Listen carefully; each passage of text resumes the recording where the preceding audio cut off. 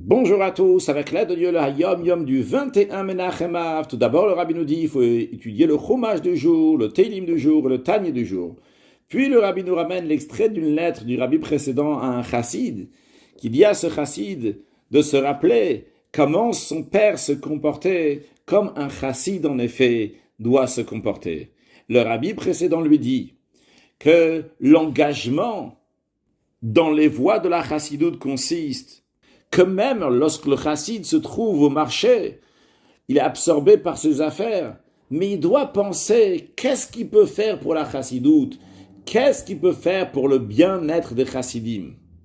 Et lorsqu'il est dans le marché, à la foire, et il rencontre parmi les gens quelqu'un qu'il connaît. Pourquoi il le connaît? Parce qu'il a des relations d'affaires avec lui. Mais il ne va pas être plongé dans ses affaires. Il va parler avec cette personne-là, de venir à un cours de chassidoute, de venir à un fabring, à une réunion chassidique. Et le rabbi précédent dit à cette personne que c'était exactement comme ça que son père se comportait. Maintenant, on aurait pu penser que ça, c'est uniquement pour des élites, pour certains chassidim, pas tout le monde. Le rabbi précédent dit que cet engagement, cet investissement dans les voies de la chassidoute, c'est un devoir personnel pour chacun. C'est-à-dire, en plus du fait qu'il n'y a pas à dire lui il a tel niveau, l'autre il a l'autre niveau, mais c'est pas question juste que la chose elle doit être faite. Si moi je veux pas le faire, c'est pas grave, l'autre il va le faire. C'est un devoir pour chacun de le faire, quel que soit son niveau de connaissance dans la chassidoute.